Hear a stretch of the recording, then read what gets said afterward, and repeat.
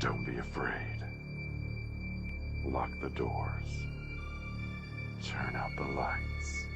And climb into bed.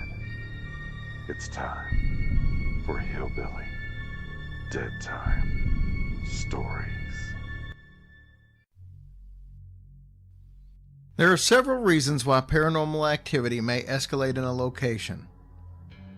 Sometimes it's poltergeist activity that's from an array of emotions caused by a prepubescent teen.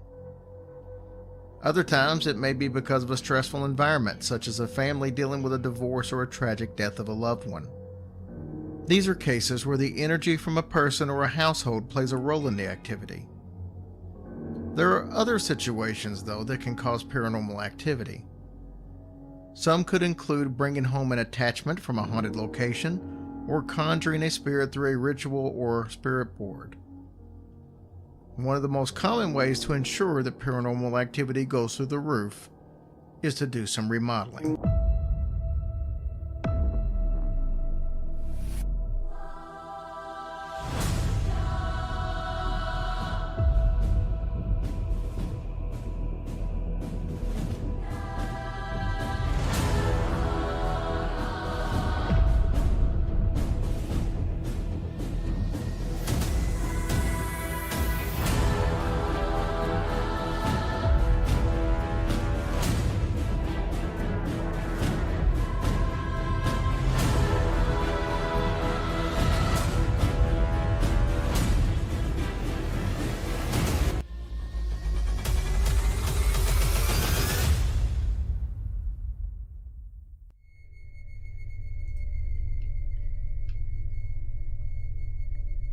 In 1986, the old North Hull Street Historic District in Montgomery, Alabama was getting a much-needed restoration.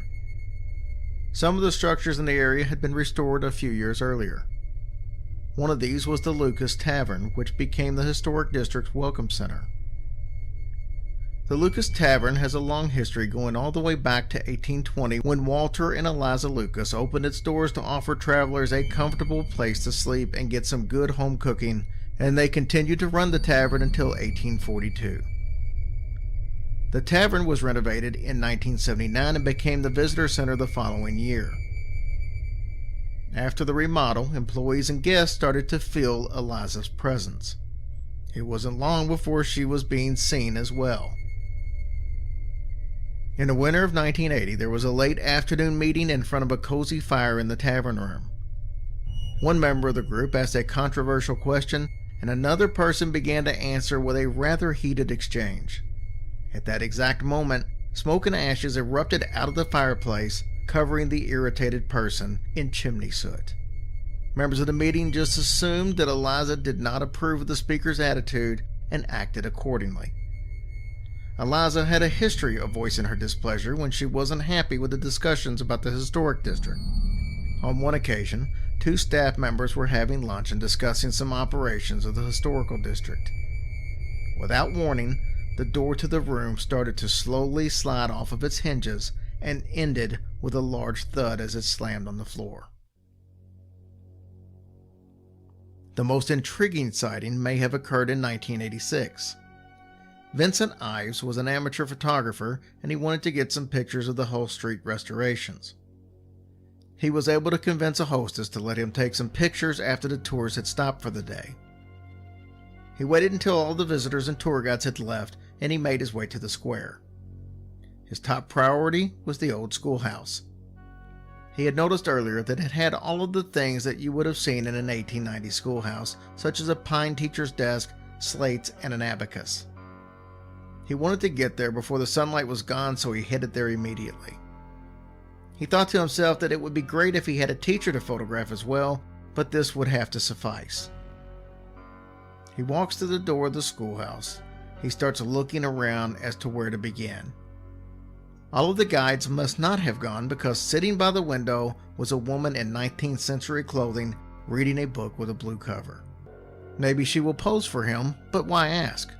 The tour guides have their pictures taken all day long. Surely she wouldn't mind. Besides, this was the perfect shot, and if he asked her, she might move and it wouldn't look as natural. So Vincent moves around taking several shots. Then his tripod hits a chair and startles the young woman. He introduces himself, and she looks at him, but it's as if her eyes do not actually make a connection. She then starts to walk away without acknowledging him, which he felt was very rude, but he decided to ask her to pose at the desk for him anyway. Before he could ask, she walked towards a painting of George Washington hanging on the wall and disappeared right through the wall beneath it. Vincent became dizzy and his knees went weak. He walked to the section of the wall, knocked on it, and searched for some kind of a hidden panel. He could not believe what he had just witnessed. On the desk was the blue-covered book, a McCuffey reader from the 1800s. Vincent asked one of the guides the following day if Eliza was only seen at the tavern. He was told, heck no, she has been seen at the school several times. Vincent sent his film off to Kodak to be developed. He did not trust the locals for this set of pictures. When the photographs arrived, all of the ones from the other buildings and the exterior of the schoolhouse were absolutely perfect. But the ones inside the schoolhouse, they were all blank, except for a streak of golden light, exactly where Eliza had been standing in the frame.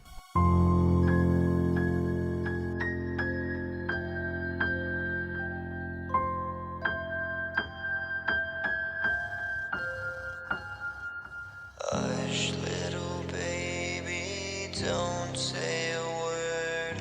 Or Daddy has to fight off a zombie herd. And once that zombie herd is dead, Daddy has to hack off the devil's head. And if that devil's head gets hacked, Daddy has to hunt down a werewolf pack. And when that werewolf pack goes down, Daddy has to slaughter an evil clown.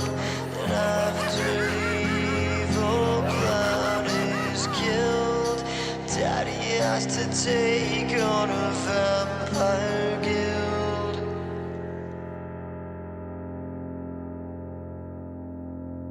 So hush, little baby, don't